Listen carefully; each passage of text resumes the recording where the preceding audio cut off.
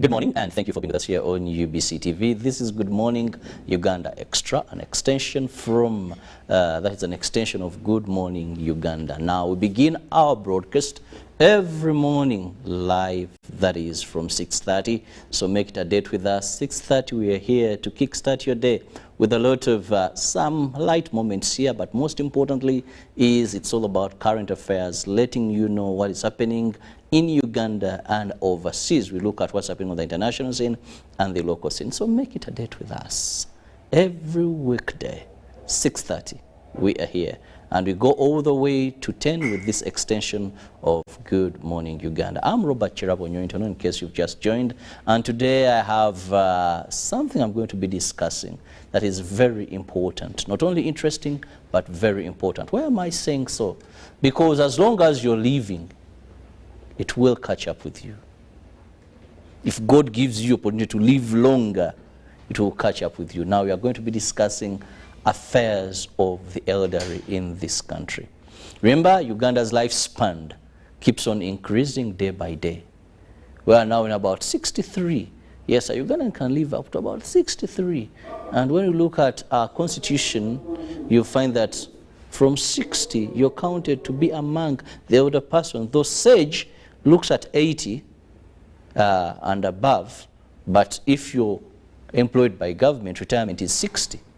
They say now you go, join others. So to the onset, I have two people that are very passionate about the elderly. One looks to be a youth, and the other has a resemblance of the elderly. I don't know if he's among the older persons, but has a resemblance, I must say that. Join me to welcome, that is Dewey Barrett, who happens to be the founder of, that is Leila Foundation, who are doing a tremendous work as far as welfare of the old persons. Dewey, you're most welcome. Thank you, sir. And then on the extreme end, I have a common figure, I must say. He's been around for some time in the spiritual realm, but also doing some work in this government, who happens to be Reverend Canon Aaron Mwesige, who is the Director of Ethics in charge of Religious Affairs, Director for Ethics and Integrity, Office of the President. You're most welcome, Reverend Canon. Thank you, moderator. I must say it's a pleasure having you again on this very set. But I want to talk about elder persons. I'll begin with you. What category of people are we referring to? Yes. Thank you so much, moderator, Mr. Chirabo, and viewers. I think personally, I am an example of an elder person. I'm 68 years old. Oh, you don't only look. People actually don't say their age. But I am a Christian, strong Christian and born again. But on top of that, I'm a senior citizen. I should not lie. Now, when you are 68 years old in Uganda, of course, retirement age, as far as civil service is concerned, is 60 years. Once you click 60 and you move onwards, you already have entered the elderly group or fraternity. And I think elders begin at that, because you retire from public service but not from active service, because there is retirement and not what that does not mean being expired. You are retired but not expired. In other words, you continue working. So this country has established a forum called the Elders Forum. Actually, at the moment, under the Inter-Religious Council of Uganda, it is chaired by the retired Justice Ogola, James Ogola. If you're not, you know him.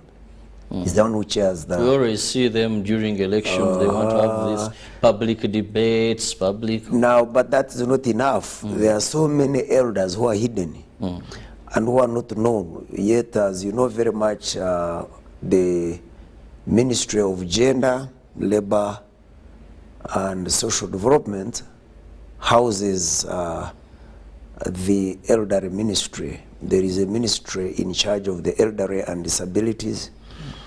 But most of the elders in Uganda, women, men, they are not known at all. They are just hidden in their cocoons.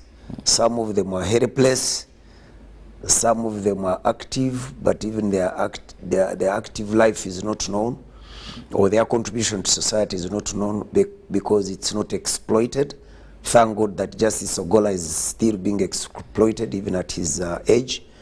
I am also being exploited because I still work for government and many others.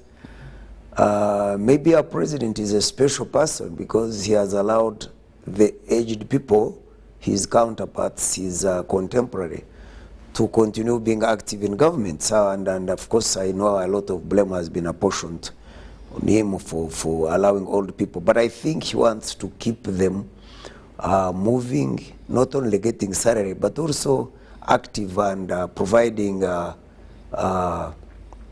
guidance and hard situations. But you know, because elders are very wise people, the more you grow old, the more wiser you become if you're not aware.